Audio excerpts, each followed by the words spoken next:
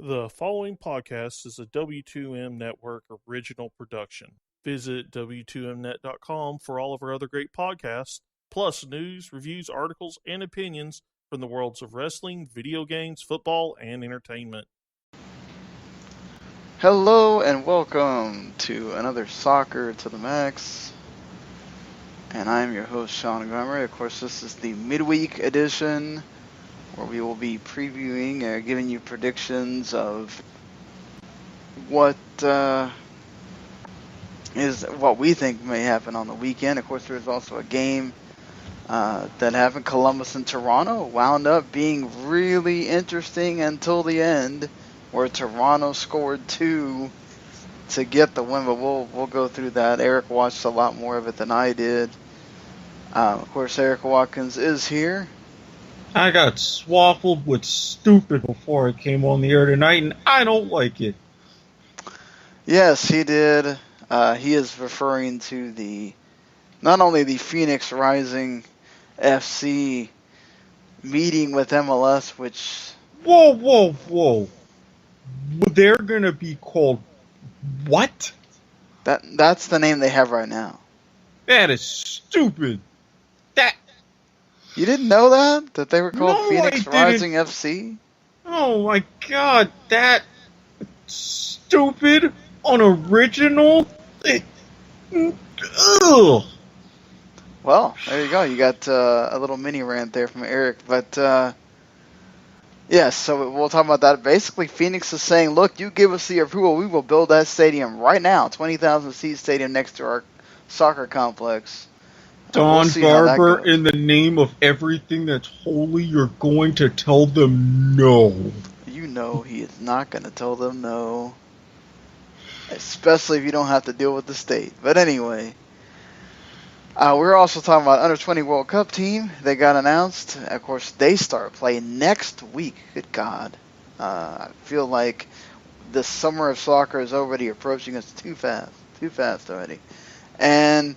well, then, we already have the weather for it, and so what if things are currently on fire? It's just perfect timing for soccer. Right, exactly. So, there's Seattle has some stadium talk going on, and not about the Sounders first squad. It's actually about Sounders 2. They are taking that first step into making the 2 just as good as the 1. So we'll see how that goes. And of course, more going on besides that as well. Even FIFA World Cup 2026 slots have been officially announced. So Erik gets to have a rant about that too. So, all right, let's start off with the game that occurred hours ago here. Columbus taking on Toronto FC. Columbus was up 1-0 up until about 10 minutes left in the second half, pretty much. You could say that the crew got a case of rickets. Oh my god. Wow. That's one of those, like, it's so bad it's good. You could only see the cheesy smile on my face as I let that one go. I'm like, it's here. I may as well say it. My God. Too bad they don't have a player named Dysentery, too. You just throw that out there. Well, I don't know. If they play Portland, I mean, Oregon Trail. Yeah, exactly. You have died of cholera. That's what I would always die of. One of my family members would die of cholera playing that game constantly. See, that's why you make the mistake. I always chose the easy way out and started by being a doctor. Smart. Screw the bonus.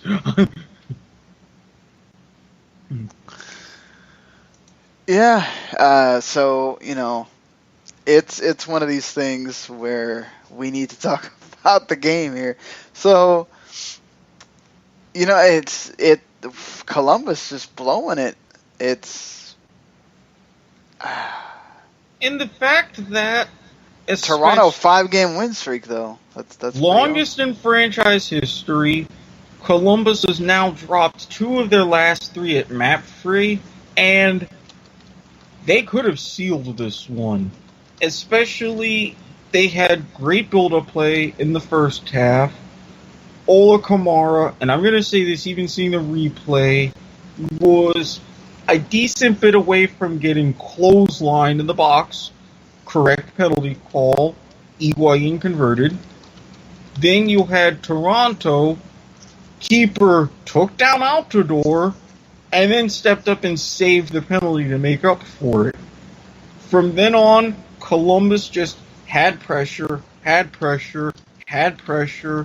Toronto could not set the back line just right to save their life. Kept getting pressure, but Columbus just couldn't finish. And they went on to rue that mistake over the last 9 minutes of the match. Yeah, I mean, that's the problem right there, is if you're not soaking in that pressure, right? It's going to get to you eventually. So, you know, and I mean, Toronto definitely has the squad to. I think I saw articles talking about Toronto, the deepest team in MLS. Deepest team in MLS. Ricketts coming in off of the bench, dealing with some sort of injury issues and physicality throughout, and I was really surprised with TFC only playing 3 at the back. I was like, you're leaving yourself a little bit sparse in situations, but somehow it worked.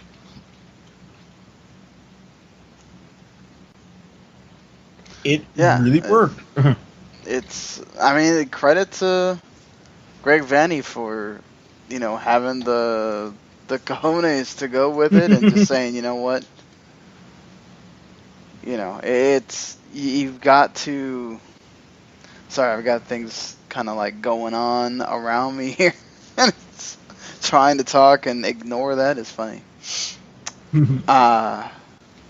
But yeah, I mean, listen, I think Toronto just proved that they are on a huge roll right now, and I mean Columbus is playing really well, so they've been playing well lately too. Who knows? This could be a completely different game if Josie Altidore actually hits that penalty too. You may not have had the big comeback at the end. I don't know the way, but you would have been tied. So much different game.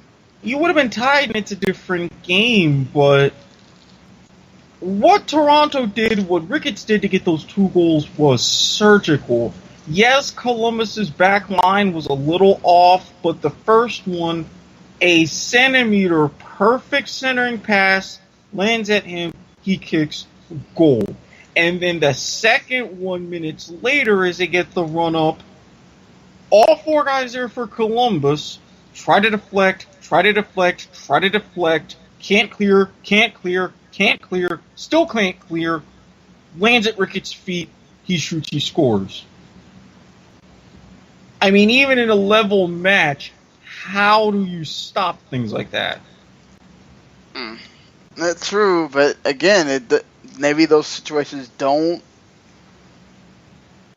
happen if, And you're right, they may not, but at the same time, when they do, yes, Columbus can be a little bit more comfortable if it's 1-1 instead of, 1-0, but I don't know. I think really the fact that lead should have played more to Columbus's advantage. I mean, even if they put away a couple of their shots, it's still a different match. Instead of 1-1, 2-0, 3-0. So, it's a lot of sliding doors going on here. Yeah, I mean, again, like so many factors can cause these things to change, So what if Columbus wouldn't have hit their penalty? You're back to square one, too. So it's, look, this is an impressive win for Toronto in a midweek. Again, where they impressed last week of the midweek, and then they won again on the weekend. So, can they keep this going again into how did this happen for them? They get the early Saturday game again. Like, just that's just unfair. You got to give them time to rest. Like, okay, but with the early Saturday match, that's at home. Right. That's not terrible because Toronto to Columbus is not a long flight. It's just a couple of hours. Right. So you can go home, crash, maybe have like a light practice Friday ahead of the Saturday match. So there's more opportunities for rest. Now, if they were going like they did to Seattle, then that to me would be a problem. Bring up a good point there. Yeah, fair enough. That's always weird. It's like, I think of it from the way you see it done in Europe or whatever. Usually they're given like the Sunday match or something because of that, if they play on the midweek. But yeah, but you also have to factor in, you have a lot more fixture congestion in Europe because there's very few midweek league matches because your midweek matches are reserved for Europa League or UCL or things like that. Right. So.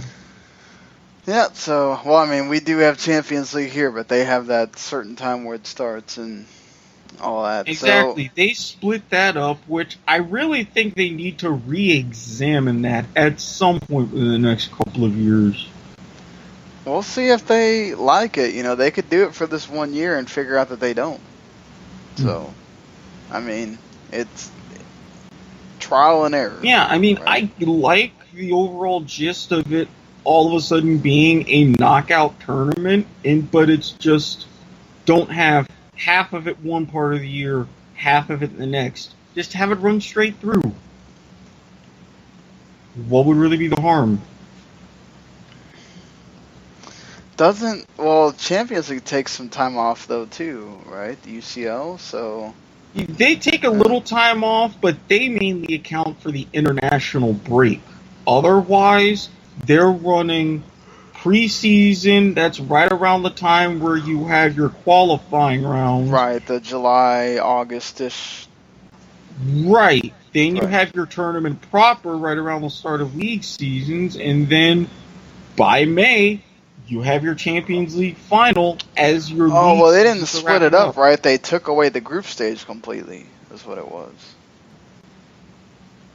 Yeah, they took away for CCL, they took away the group stage completely and made it a strict knockout tournament. And that's why I hope if they have it as a straight knockout tournament, don't split it up to where you have the group stage at one time of the year, then a huge layoff, and then the knockout stage. Just have one nice long knockout stage like a cup tournament. Well, yeah, I'm assuming that's what would happen. Is why would you split that up over a long period of months when it's just a knockout? No, this is CONCACAF we're talking about. There's still an era of what the hell are they doing to begin with. Yeah, I mean, we'll see, because it's still 32 teams in a knockout. Mm-hmm. And it's dual-legged, so... Mm-hmm. You know, you're still playing quite a few games there, not as many as a... And then the groups are only 4, so it's not even... or 3? Was it 3 Yeah, groups? they were 3 towards the end. So... we'll see. But let's move on here to some news that's been happening since our paths crossed on Sunday. The Seattle Sounders are making a landmark announcement that's the first for the USL 2 teams that some of the league teams own at this point. Now, many of them do. I think it's like at least 7 or 8 at this point. Mm-hmm. So Seattle Sounders, they've talked about how they want to grow and they want to keep developing and they want to keep... they're the team strong and develop from within. Well, they're going to do that by having Seattle Sounders 2 have their own soccer-specific stadium, a 5,000-seat stadium in Tacoma, Washington, which is it's going to be close to where the Tacoma Rainiers play minor league baseball. So that's pretty awesome news. Mm-hmm. How long do you think before, say, a Portland or some of these other teams start announcing, all right, Seattle, you made the first move. Here we go. They're going to give it at least a year. See how it plays out over the course of a season. I like that they kept it small, 5,000 seats, which is perfect. But am I wrong because I have an even greater theory amongst all of this? Well, I want to say, hold on, before we go on, Taylor Twellman did talk to Adrian Hanauer about this, saying that this is the long game for us. It's about building facilities, building legacy. Not coincidentally, we're really bullish on this league and this sport in this country. There's going to be a lot of wind at our sails in the near future, so we're doubling down. We want to continue to invest and build our infrastructure, build up the game. So, hey, Seattle doing what they always do. Sorry. No, that's okay. And again, that's why I like this move. But to me, taking off of what you said in building a greater theory. Now, Seattle, other Cascadia teams, like you mentioned Portland, they're going to give this a year. See how it plays out. They kept the stadium small, especially for it being in the USL. 5,000 seats. You can build it on the cheap. Not a lot of land. It's perfect. Portland will be jumping on the bandwagon, but as you said yourself, there's about 8 teams or so that currently have some form of a second team or reserve side in the USL. Right? Mm-hmm. Okay.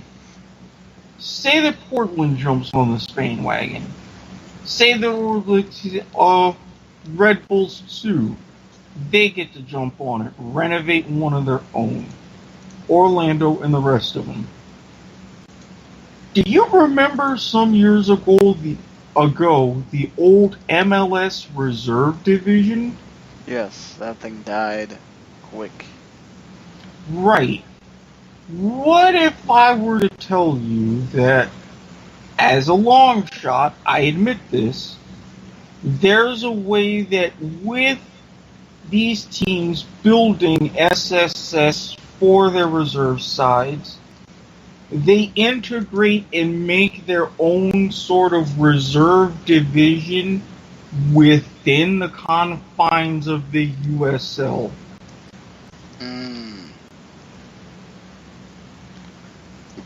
I mean, I could see it happening. Just yeah, they would still be USL teams, but instead of scattering it in geographical divisions, especially, let's admit, the NASL is still a crapshoot. At some point, these two leagues, in order to create a better pyramid system for U.S. soccer, and for better reserves for some of these other teams down the road, they're going to merge. So in whatever the merged league is, you have your other non-MLS teams in divisions, and you have your MLS division. Still within the one league, still one playoff structure, but you have that there. right. I see that if this happens and if that trend continues, I see that structure being a byproduct of it. Yeah, I could definitely see that happening. It makes sense for them to. I mean, that's kind of the next step, right? Is to build on that and go, all right, we took it this step of expanding and going with MLS and all this.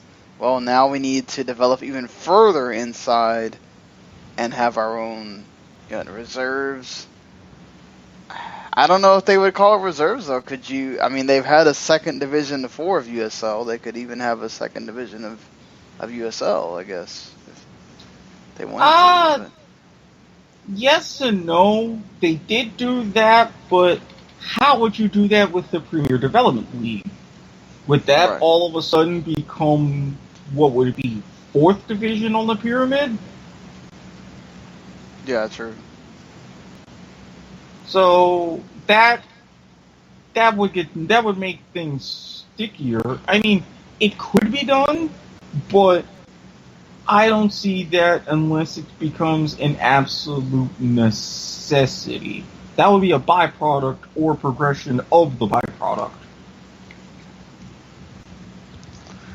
Yeah. I mean, it would have to get really big, and it already has 30 teams, so. And I just wanted to I was right, there's 8 teams, so. Right, so you would have, say, that division of 8, and what? So are they gonna, I wonder if they're just gonna eventually make a, MLS USL, and then in the USL. Because if the point is to eventually want to build, every team has a 2, shouldn't you split them off eventually? Or is this league just going to have 40 teams? Well, if it gets to the point to where it gets 10, 12... Okay, because you're moving up to 28 now for MLS. And probably eventually 30 or 32. Imagine if you have 32 USL MLS squads, that means that they're going to have their own league too, because you can't possibly have 70 teams in the USL. Right, and if it gets to the point, that's why I say, to me the magic number is 12. When you get to 12, then you break off and you can recreate the reserve division. It wouldn't be considered as part of... Or do you just fold the USL as it is and just say, okay, the USL is now just MLS 2 or whatever. I don't know. That would be more optimal. You say, hey, fold the USL, NASL. You have your allocations accordingly, and then you just create the MLS reserve division, where you have a smaller structure and you create the Reserve Division Championship. I personally would like to see that. I don't know. I feel like the reason why it didn't work the first time was because I think people don't like really hearing the word reserves. Well, you could still brand it MLS2 or something. But or just call it the USL and everybody just knows that it's all the 2 teams playing each other. I don't know. Exactly, because you look at what it is. Orlando City B, Red Bulls 2, Sounders 2. Yeah, everything's 2. Exactly, so people know you account it, and it is the reserves. Hell, they got away with it in Australia for Lord knows how long. At some point, we're going to have to face facts here, too. Yeah, the only one that's original is Swope Park Rangers and the Real Monarchs. Everything else is 2.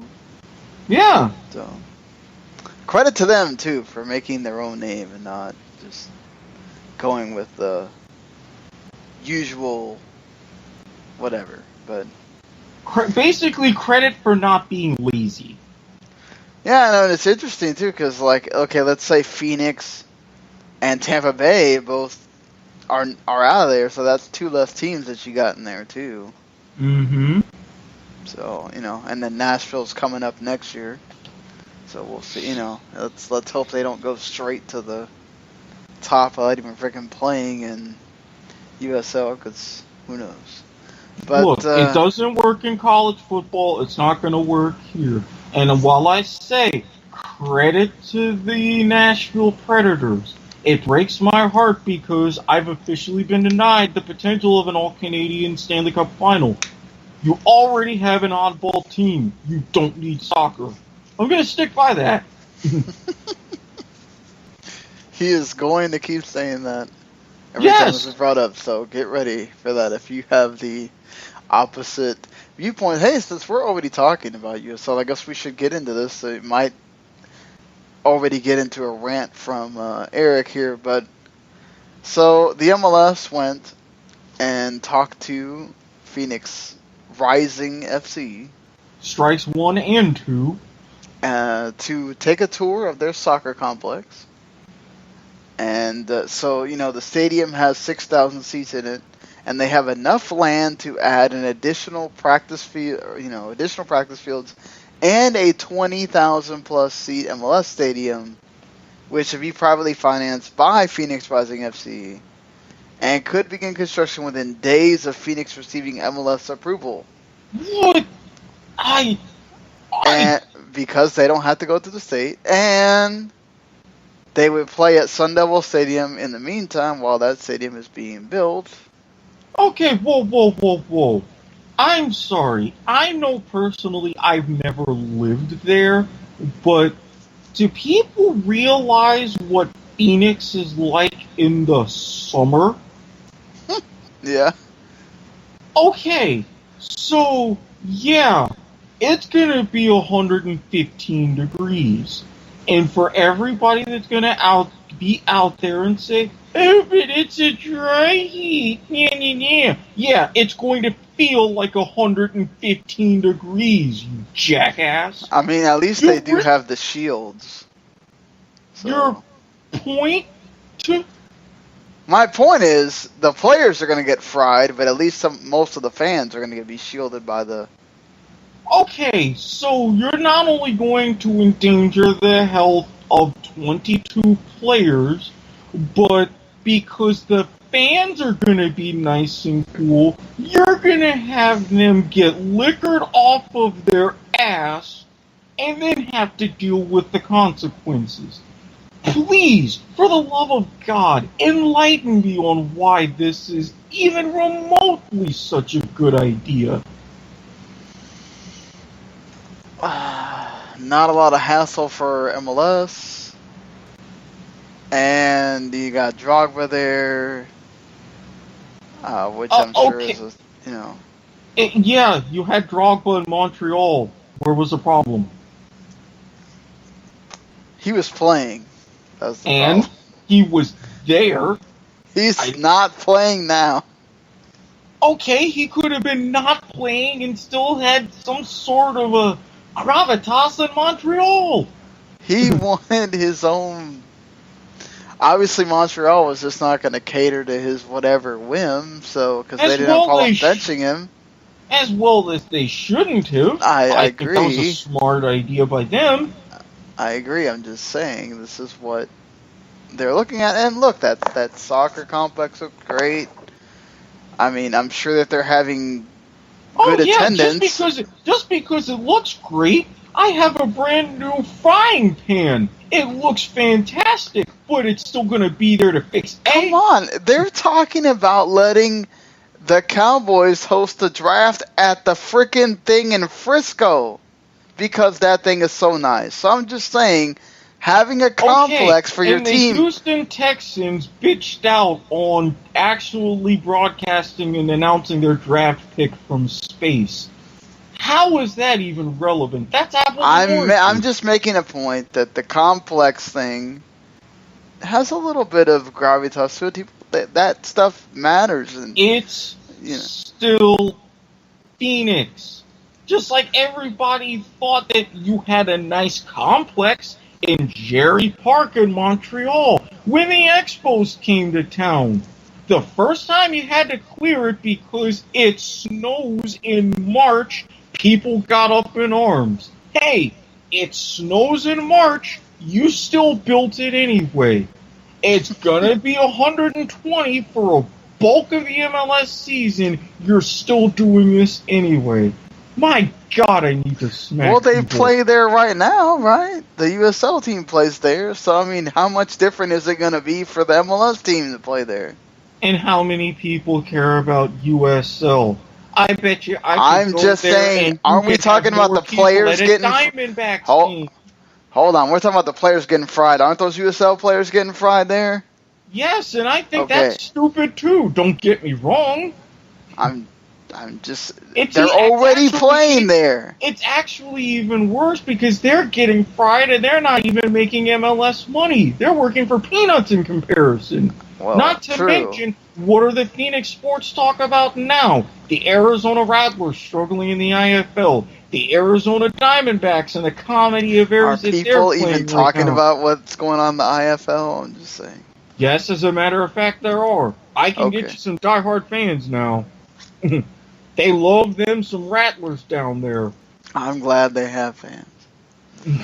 Well, I'm sure people will be saying that about Phoenix regardless. With Phoenix Rising, so it's the same. In Phoenix Rising, I mean, could you? Oh my God! I was waiting for this. Could you? The least original. Just call it Phoenix FC. Like, why? But that's even being lazier. But at least you're no. But I mean, there's a lot of those in MLS right now, so it's fine. But I hate I just hate the Rising part. Like, why? I mean, are you going to have a logo of it coming from the ashes, and you're gonna have red and orange, and oh my God! Wait, have you not seen their logo? No, I had. Oh my God, I'm right, aren't I? No, I'm just saying. Maybe you need to look at their logo before. Wait. Yes, it's a soccer ball rising from the ashes. Oh dear! God, come on. Oh my God! I could take all kinds of drugs and come up with some. Oh dear sweet. Oh my. No. Don Garver, listen to me carefully. We ready for this in MLS, Phoenix Rising FC. I don't have a lot of respect for many commissioners. I loved Paul Tagliabue. Not so much a fan of David Stern. I like Adam Silver. Gary Bettman I want to punch in the face. I think everybody wants to punch Gary Bettman. True. I would want to punch him even harder. Garber, I'm telling you this right now. You have a decision to make. What you say in this decision determines exactly how I will see you. Do you want to be held in high esteem like Tagliabue and Silver? Or do you want to be put in the festering pile as all the other commissioners? You decide. The fate's in your hands. I'm not even going to say like you have a certain ex-FBI director who had 2 envelopes, because it's bigger than that. Oh, God. Come on now. Yes. Come on. Yes? Wait, so it's like Goodell and like the 7th Realm of Hell or something? Because you didn't even mention him. I don't know. I mean, the 7-sided Ring of Fire, it's not that severe, but 5 of the sides are lit, and the other 2, they're filled with gas, and someone's about to strike a match. Well, we'll get the Phoenix Rising out of those ashes pretty soon there, too. Oh, there's still time, Dawn. There's still time.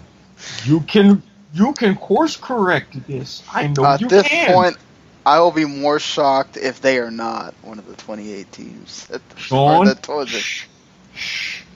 Let ration and reason come into play. Don't listen to him, Sean. Come on, listen to me. You really don't want to do this.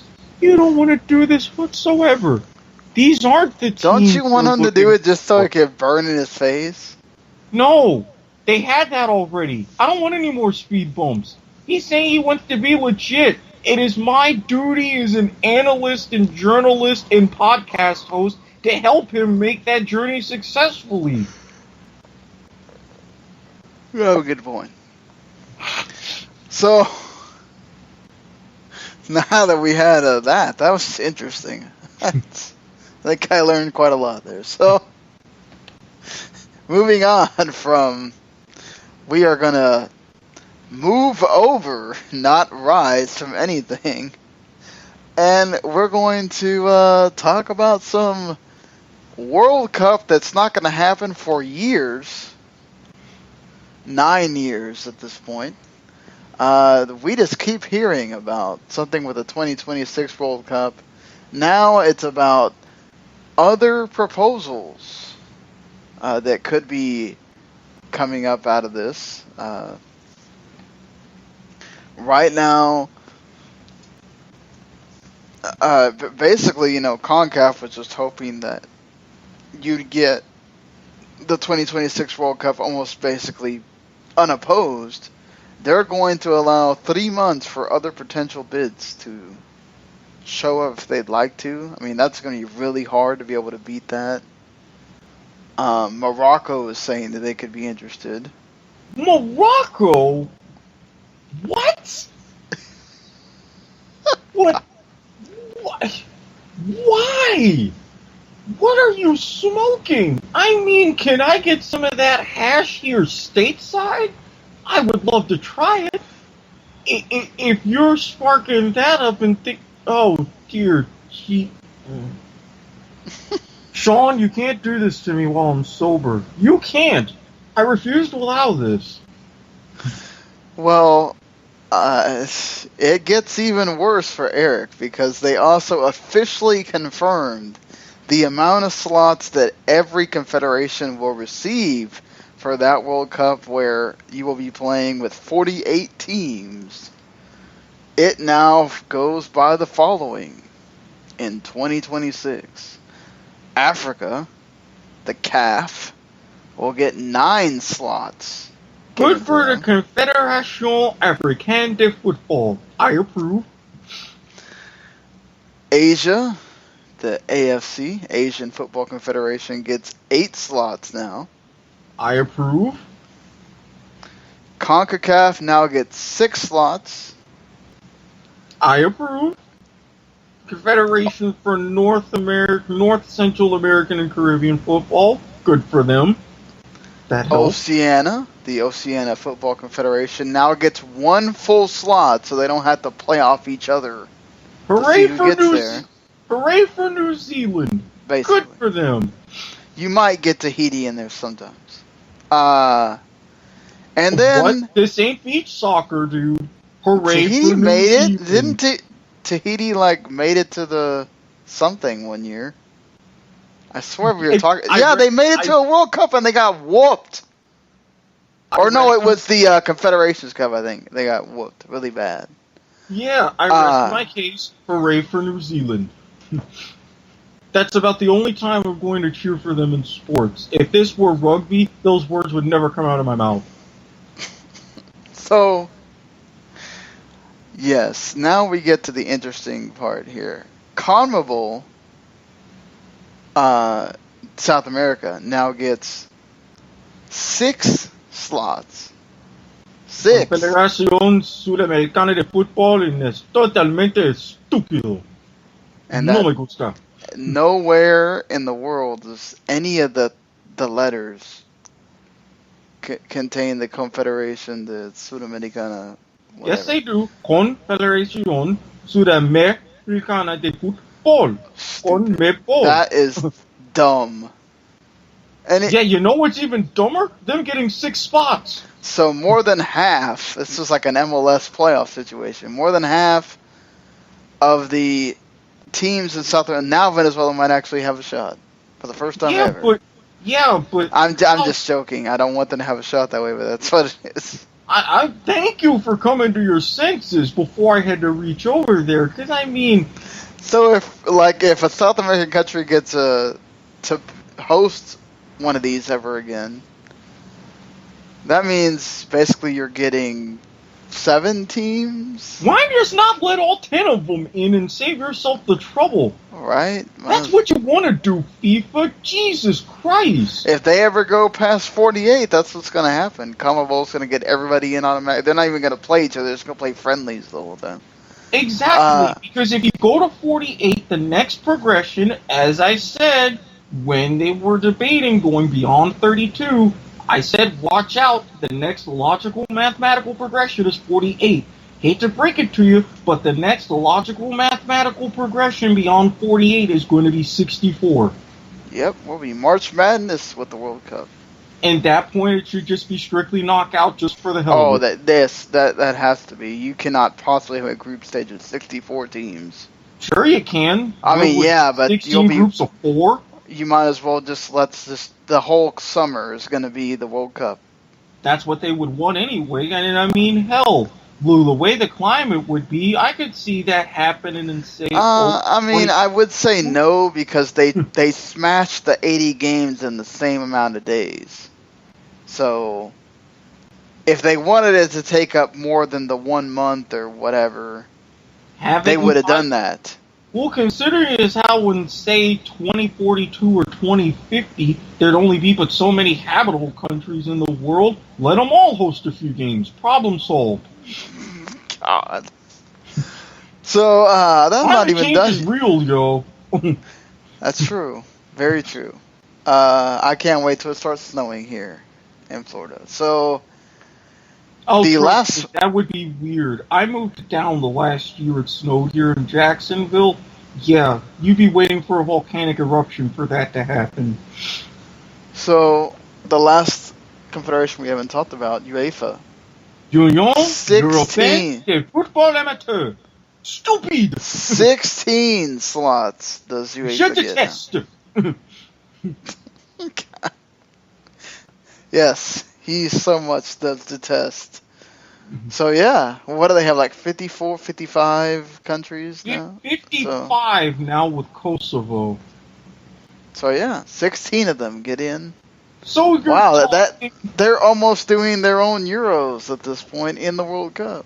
No, it's worse. That's why they expanded the Euro to 24. Just like when they expanded the World Cup to 24 teams in 1978. UEFA bitched that they got 13 slots back then, but only 8 teams made the European Championship final. They said it was easier to qualify for the World Cup. So what did? They expanded their Euros to 16. Now, probably in advance because they knew they were going to get more slots, they expanded the Euros to 24. That I completely approve. This I don't.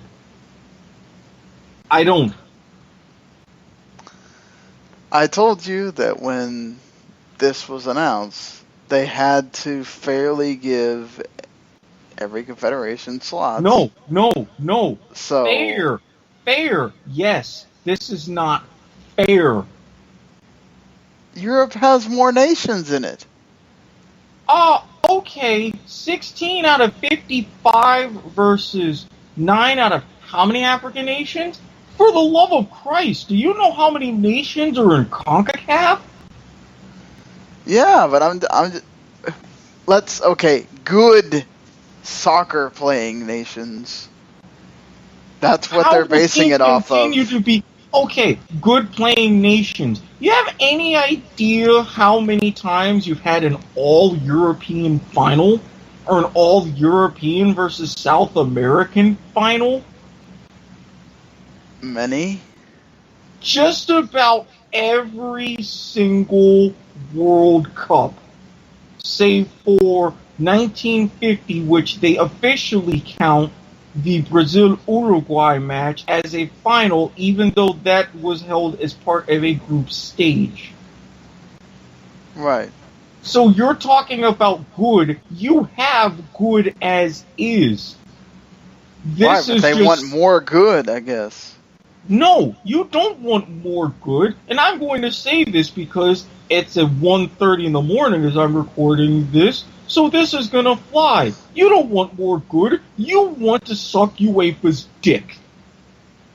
Damn. You're going to tap them on the head twice because it feels good, and then you're going to take a nice multicolored European facial. That's what you're doing with this expansion. And then South America's going to come in and get sloppy seconds. That's not fair. That's what it is. Well, yeah, CONCACAF should have more than 6.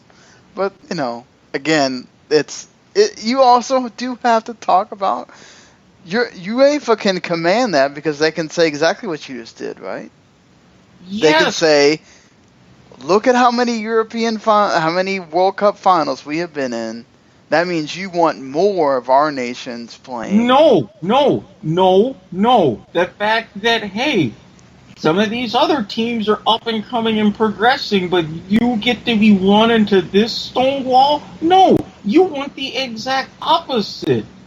I mean, as is, UEFA and CONMEBOL already have an advantage for the FIFA Club World Cup as they get directly into the semifinals. You want of all of the other nations the best. I mean, it's not really an advantage. It's we're better, and we've shown it every frickin' single time, almost. No, so that's an advantage. You get to play fewer matches, and all of a sudden, boom, you get to win a trophy. I mean, you're finally at the point to where you have Asian clubs and Auckland City crashing the party a little bit. But the reason why that's happened so quickly is because you've had annual tournaments. This comes by every 4 years, and look at the nations that struggle to even get to the third place match. You're freezing them out? I mean, come on. Well, you gotta also think about how much power UEFA has in FIFA too. And yeah, problem number 2. Why do you think Russia got the damn World Cup? Oh, Why do you think come 2022 we're going to be talking about a nice Christmas time final in the wonderful Middle Eastern country of Qatar? Well, power ain't always a good thing. We already know how that happened. That should have been reversed already. We know how that happened. They chose not to do it. It is what it is. And how many people from UEFA decided to step up and say boo about that? Oh, nobody, because they were pocketing the money. Thank you. I rest my case. Like I said, just tap UEFA, just let UEFA tap you on the head. Let them know what you know that they were feeling pretty good. Take your facial, go to South America, do it all over again, and make your come walk back home to headquarters. That's what you're doing. You deserve this. So, I mean, it also looks like that means we're going to get rid of the Hex as well, yeah. With the 6 teams. Yeah, it's going to be like what Asia does now. 2 groups of 5, top 3 in each group make it to the World Cup. You think that's what they're going to do, 2 groups of 5? Mm-hmm. Because, I mean, with Asia, they currently have 4.5 slots, and that's what they do with their final round. They have 2 groups of 5. The top 2 from each group play or automatically advance to the World Cup. The third place teams play each other for 5th place, and that 5th place team advances to a playoff. I can see CONCACAF doing something similar, and basically, as you said, eliminating the Hex and eliminating just 1 full round of qualification. Yeah. It's, maybe multiple if they can get the CONCACAF Nations League up and running by then. I think that's pretty much gonna be happening by then. So that's really gonna make it difficult to cover that now because you got every game matters. Well, the UEFA is going to do the same thing with the UEFA. Thank God we don't talk about UEFA. Not here, but thanks to someone who. Okay, you have fun with that, Eric. I tell you, there is way too much soccer on to sit there and try. I learned this a long time ago. There is way too much soccer. There is more soccer going on than almost any other freaking sport in the world. It is way too difficult to be able to sit there and cover it all unless that is all you do 24 hours a day. And even then, well, when you have people with egomaniacal ideas, these are the situations that you get in. And I'm going to leave it at that. He will figure out really soon that unless he has a crew of people just to do that, it's not going to go very far.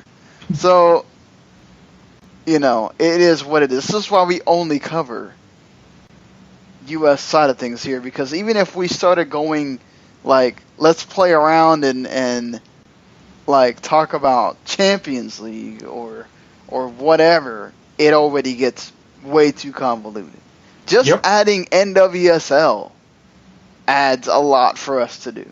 So I cannot imagine if we were like talking about the USL regularly, what they do every week, or the NASL. Viva Armada, first place.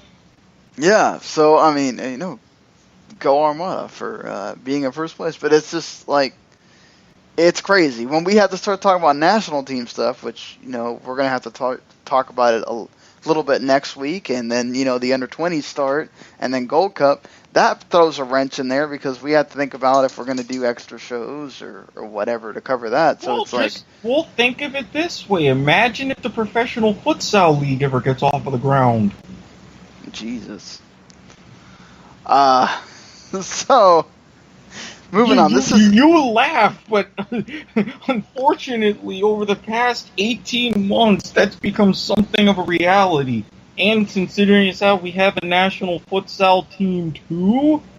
That's cool that we're having various other forms of soccer get play in America. We need that. We need the game to continue to grow. So I'm down for that.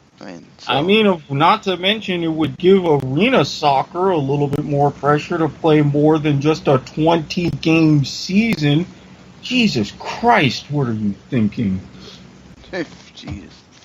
So, Tab Ramos has named his 21-man U.S. roster for the upcoming FIFA Under-20 World Cup, which again kicks off on next Saturday, May 20th at 1 a.m.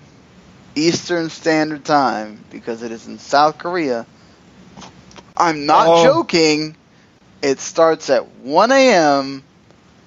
The other games are 4 a.m. and 7 a.m. if you didn't hear me on the last midweek or Sunday. First of all, it's Eastern Daylight Time, and second of all, it's Eastern Standard Time. No. Wait, we're going to have this argument? Yes, because 1 o'clock, we're on Daylight Saving. So if you're going to say Eastern Time, it's technically Eastern Daylight Time. Oh, God. Okay, I'm just going to say Eastern Time without the damn whatever. It is almost 2 o'clock in the morning, so we're arguing. And don't say Eastern Standard. I do the same thing when I see it at work. I'm like, no, it's not Standard Time all year round. And trust me, that's about a 20-minute rant that I'll save you from. Thank you. Thank you. I think the people listening probably will be glad about it too, just because. But yes. So I mean, the cool thing is that there are 9 MLS players on this roster. There are other players from MLS Academy teams on this roster as well. So MLS heavy team. Okay, bit of a good twist. You get the Gideon Salaloms of the world as well in here. You get some college guys. Eric Williamson playing at the University of Maryland right now. He's the DC United Academy guy. I'm sure you know who he is, maybe. A little bit, teeny bit. You get the Marlon Fossies of the world from Fulham as well, and Cameron Carter-Vickers, who also plays for Tottenham, but he doesn't really play on the squad currently right now. And so, Luca De La Torre as well. But you get the Danny Acostas. You get Justin Glad. You get Eric Palmer-Brown, Tommy Redding from Orlando City. Tyler Adams, who's played wonderfully for the New York Red Bull. Derek Jones, plays in Philadelphia. Jeremy Ebobase for Portland. You get Brooks Lennon for RSL and Sebastian Salcedo also for RSL. And you get the Emmanuel Lagos Kunga, who's from the Atlanta Academy. So, yeah, there's even Jurgen Klinsmann's son one of the goalkeepers. So, do you like this? How this team is constructed? I know both of us are. I'm not going to sit here and pretend without doing a lot of research that hopefully for next week's midweek we'll be able to kind of give you a bit more on this. As we're going to try to do a preview for this World Cup here. But anything on the squad, just as you see it? This could potentially be the strongest team that I'm going to sad see bow out in the quarterfinals. You probably aren't wrong there. I think you definitely should get past group play. You're playing Ecuador.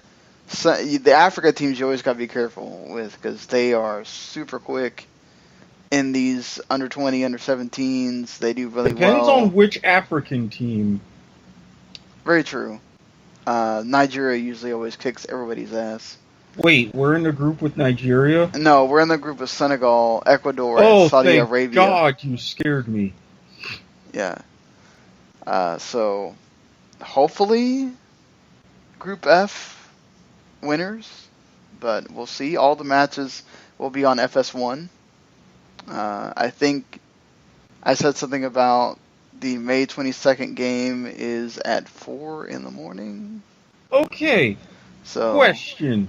If all of the matches are going to be on FS1, are they going to use some of their precious late-night airtime to further bump my Australian rules? Because if so, I got a problem with that. I'm assuming they could just be on FS2, right? Okay. Oh, no, they're not, because there's going to be 2 games. Well, hold on.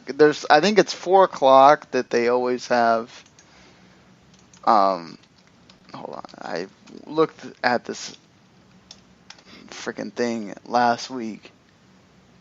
And, okay, so for the group stage, it looks like there are always 2 games at 4 a.m.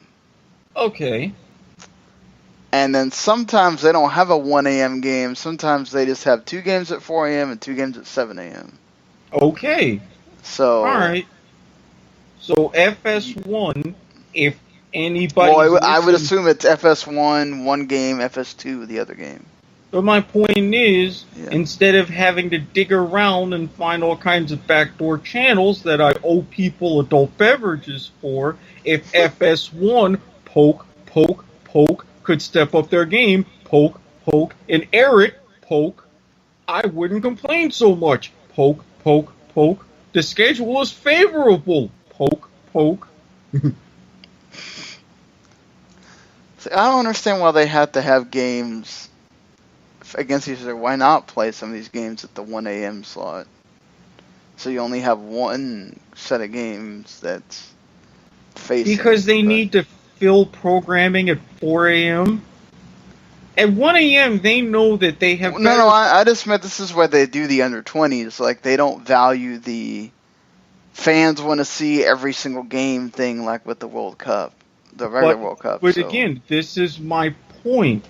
They do this because it's in Korea, and they need to fill programming at 4 in the morning. Because at 1 o'clock in the morning, especially on Saturdays, people like you, people like me, will watch soccer. I personally would prefer Australian rules. Poke, FS1, poke. You're really letting me down, poke. But I would settle for under 20 World Cup, especially if I'm in the presence of company and or inebriated in some form. And that way, certain things that could go on at halftime, I'd be fine with that. But I am in the minority. Well, I mean, with streaming the way it is and all that stuff, you can easily just have each game on one screen. Look, if I'm going to be relegated to streaming, that 1 a.m. bandwidth is going to something else entirely, especially if aforementioned company is involved. Do not flatter yourself. Well, yeah, of course, you know. I pay for 150 megabit speeds for a damn reason. 150 megabits, Jesus, why? Yeah. That's what they gave me. I used to have 75. That's As what part I of have, my- is 75. Well, as part of my upgrading to X1, Oh. when they gave me a deal, they're like, yeah, we're going to make this cheaper, we're going to give you X1, and we're going to double your internet speed. You think I'm going to complain? No, how much are you paying? Altogether, I'm down to, with X1, the extra equipment, the internet speed, the modem, and phone service, like 215, 220. Jeez. Yeah, I mean, I have enough with the one.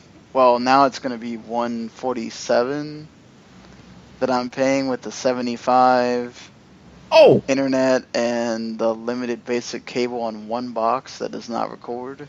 oh, well, guess what? I had one DVR in a terminal. I had somewhat of a platinum package with a couple premium channels, 75 meg internet, and phone, and I was paying upwards of 260. Holy Now I have- crap. Now I have two DVRs, all the premium channels, 150 megabit internet, updated equipment out my ass, and phone service, and I'm only paying 220. Do you even use that phone? Yes, my mother does more than I do. Okay, yeah. So we didn't even use that. We didn't even give anybody the number on purpose so that. No, you I couldn't- don't give anybody the number on purpose because my cell phone is practically glued to my hip. But Right. Yeah. Mom doesn't go out too much, and up until about 6 months ago, we had a fax machine, so the landline came in handy, and still does. Just to go back to what we were talking about last week, since the beginning, the Under-20 World Cup has been every 2 years. Mm-hmm. Okay. Yeah, For since some- 77 when they started it. For some reason, I thought that there was one tournament that they held on an annual basis. Maybe that was just me. That's just the Club World Cup. Well, I know it's the Club World Cup, but I mean it was one of the international youth tournaments. Ah, yeah.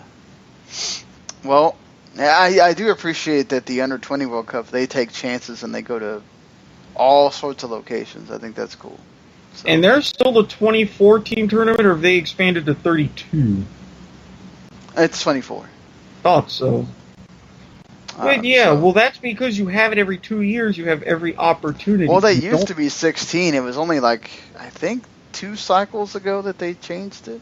Mm-hmm. So, But I mean, it's minimal infrastructure. They use much smaller stadias, so you can afford, literally, to take those chances and go to the more, you would call, outrageous destinations. So I like that they're keeping up with this. But again, from the hours of 1 a.m. to 10 a.m., I'm usually either asleep or doing something when I should be asleep, or doing something in which I should promptly sleep afterwards. So, sorry. I don't know how I'm going to treat that yet. I'm usually Oh, awake that's a until like variety of ways. me personally, I'm usually awake at least until 4. Except for it shouldn't be today. And on Tuesdays, but Mondays and Thursdays for sure, I'm always up until at least 4, if not 5, and because of podcasts and whatnot. So, I don't know how you can still do it. oh no, my body is telling me when I try to get up at like 8 or 9 now I barely get up at like 9:15 to make sure I make it there at 10 for work when this happens. But there's times where they want me to get up at like 8, and thankfully I'm not actually on the schedule because I can't do it anymore. When we first started doing the back-to-back-to-back things, I could get up. Now it's like, nope, not happening. You are not getting up in 2 or 3 hours. Like, you better go back to sleep, buddy. It's like how quickly you age. So... Don't Yeah, remind me, I got a birthday soon. I'm sorry, sir. We all gotta Eh. keep aging. I know. I still got 6 weeks. So, I mean, we got one section of stuff left to do here. Just want to remind again, Sunday, we will be doing our regular thing with Miss Rachel McCrigger. talking NWSL, talking Major League Soccer, news, whatnot. And then, of course, next Wednesday we got, 3 games? Or no, 5 games. I was about to say. 5 MLS games that we have to figure out how we're going to watch this. Talk about them.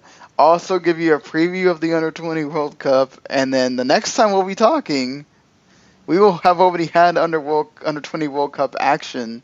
And the U.S. will be playing that morning.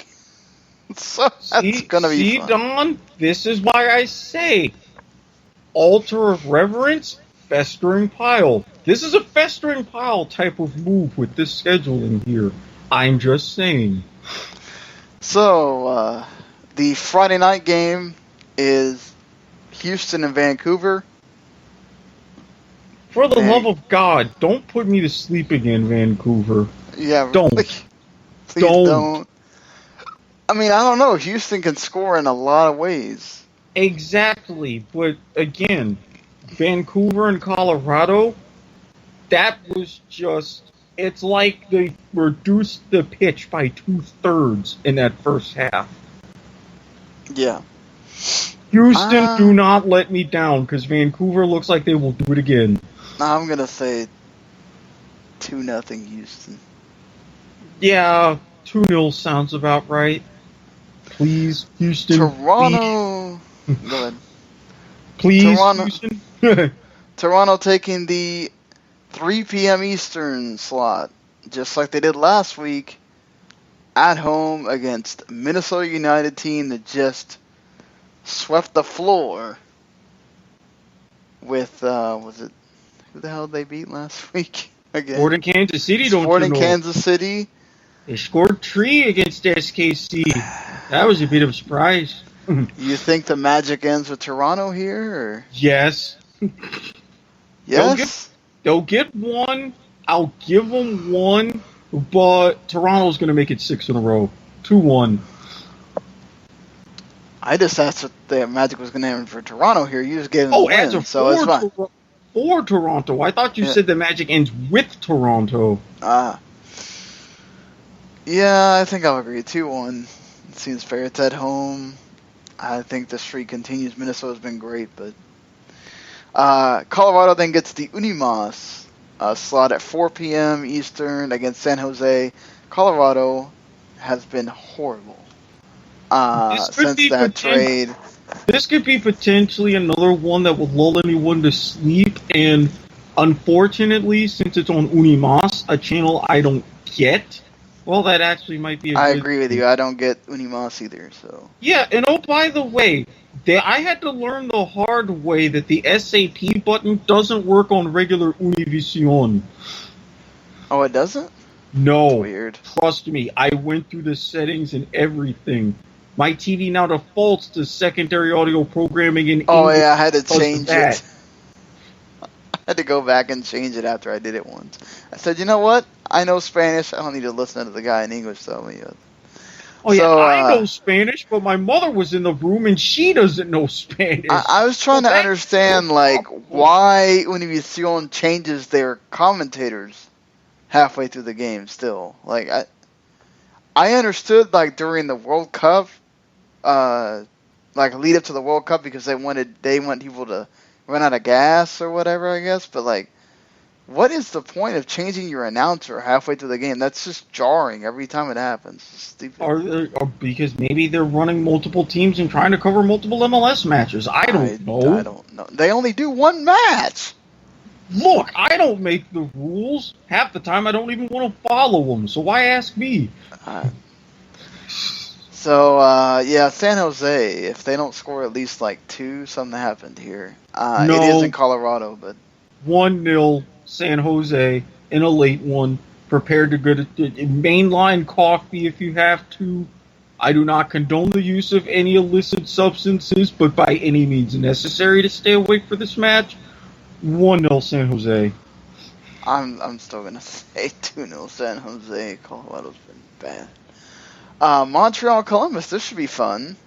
Columbus, obviously they like scoring, or at least going forward. Montreal does as well. Trying to stop Piatti is always a deal. That you get the new signing of I think you know how to say his name better than me. So Hang on, I have to look it back up again.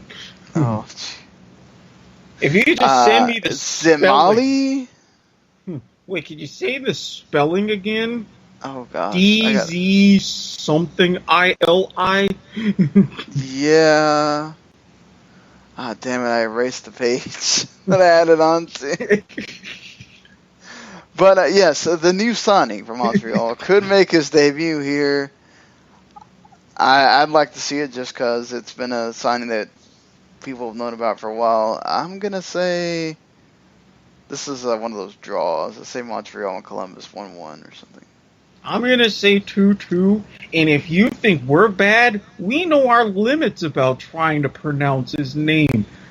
Good luck to the announcers calling that one to try to pronounce I'm sure it. he will just tell them what his name is, and then you say it, right? Okay, you can tell them, but there's also a whole potential thick accent barrier. You got a lot of Swiss and Italian going on. Yeah, You true. really think that they're going to decipher that? So Philadelphia, they won big time last. Against taking on DC. It's in RFK. You think DC gets back on the roll here? I don't know. I honestly don't know what the hell to expect from this match. I'll say another 1-1 or something. DC. I'm just going to say scoreless for the hell of it. Jesus. I Let's don't know what to say otherwise. Orlando and Sporting. One fluke meets another fluke. Yeah, it's true. DC, you thought they had it back together? Nope. Philadelphia, let's see if it's more than a 1 week wonder here.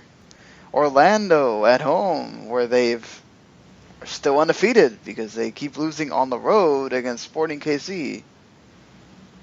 Sporting is really going to want to be. I'm assuming that, they've figured out that you need to start Graham Zusi and Iko Para on the same squad again, or on the same starting lineup, because every time they don't, they lose. It's like, make the right decision here. Kaká's healthier. Mm-hmm. What do you think? Scoreless because we don't lose at home, and SKC is going to be pissed. I think that Orlando at least always scores one. If SKC can get their defense together, and we can they're going to get their defense together, and I hate to say that's why we're not going to score any, but they're not going to score any because we can sort out their predictability like Minnesota of all teams did. Yeah, a point. I'll go with the 1-0 Orlando. Okay. New England at home taking on Real Salt Lake. You don't know what you're going to get from New England half the time. No. And Real Salt Lake is just... there. Yeah. They exist. They're a professional club. Yeah, it was all roses for Mike Pecky for a while, and then nothing. Then just bottoming out right now. He's not shiny and new anymore. I think New England takes this one 2-0. 1-0 because New England. We've seen them score a lot, though, too. They're still New England. Chicago Fire in the nightcap for Saturday against Seattle at home at Toyota Park. Our buddy Bastian Schweinsteiger taking on Clint Dempsey and those Sounders. This could be a really fun game to watch. This will be a fun game to watch. I smell 2-2 here. I agree with you. 2-2 sounds about right here. Let's hope Mr. Schweinsteiger scores a goal so we can have fun with that again on Sunday. Portland takes on Atlanta at 4 o'clock. This could be, maybe a 5-5 game. I wouldn't mind seeing that, especially if That'd be Nagy's great. in the lineup. That would be amazing. I'd love to see it. God, there hasn't been a 5-5 match in a good decade? Maybe a little longer. Oh, no, the Dallas and Galaxy game, like, that went like 6-5 or whatever, and I think they had like 2 of those. Wait, when was that, and when did I miss it? Yeah, Landon Donovan was playing, and I forgot how that happened, but the freaking Galaxy ended up winning. It pissed me off. Yeah, I'm gonna have to see when that match was, and why don't I remember that? Damn. Atlanta's looked up and down. Portland's been a lot more consistent, but last week they were missing players, which contributed to the loss. I want to say Portland like edges it out, like 3-2 or something.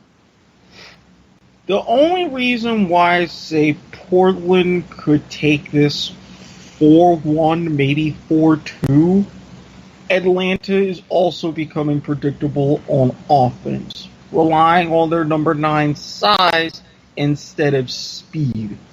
If they can find some other way to mix up their attack, then this could be a 5-5 match. But I don't think they figured that out yet. Right, Portland also has to be back healthy as well. They did us the nice favor of making it a back-to-back-to-back experience here for this Sunday slate. Mm-hmm. ESPN actually has 2 games, the late game on Saturday and then the first game on Sunday. Then FS1 takes over from there. New York Red Bulls taking on the Galaxy. Red Bull at home. Oof. Mr. Tyler Adams playing his... Well, are they... Oh, they're already in camp, so never mind. I was going to say maybe playing his last game, but I think they already got called into the camp for under-20s. Well, yeah, considering it's how the tournament... Oh, jeebus. Yeah. We did have the, Galaxy showing up last week. So late, fluky. Better late than never. Yeah, but better fluky than legitimate. That's kind of what they've done this year, though. They keep just, hey, we'll play the last 20 minutes, see if you can hold on. 1-1. I don't know. With some of these matchups, there's no there. I'll say Red Bull 1-0, 2-1-ish. 2-1. How about that? 2-1. And FC Dallas puts its undefeated streak on the line at home against NYCFC. They're going to keep it. Really? With David Villa being as hot as he is? Yeah, but again, like Orlando, they don't have the home cooking. True. I just have to think that the magic ends somewhere for Dallas here. I'm going to cop out and do another 2-2 or something. Yeah, I'm with you. I didn't say that FC Dallas was going to necessarily win, because they do have everything figured out for the NYCFC, but 2-2 seems fair. Well, there you go. We covered it all here, again, on the midweek. So hopefully you enjoyed what you heard here. Go visit WTONet.com for not only what you get here on the podcast, you get more podcasts. Of course, you can just subscribe to WTO Network wherever there are podcasts to get Erik's Point of Viewer that just finished up. You get the wrestling podcast, the football and podcast. I'm going to remind everybody again, just if you can make it through the first 10 minutes of Point of Viewer, you'll be just fine. Just don't adjust your computer. You won't be hearing things. Exactly, and, just hit that subscribe button, go write a review on iTunes or wherever, and thank you for listening. We will be back on Sunday at some point, maybe Monday morning, depending on your on-demand there, and we'll see you later, everybody. Later, and remember, folks, don't be stupid. The following podcast is a W2M Network original production. Visit W2Mnet.com for all of our other great podcasts, plus news, reviews, articles, and opinions from the worlds of wrestling, video games, football, and entertainment.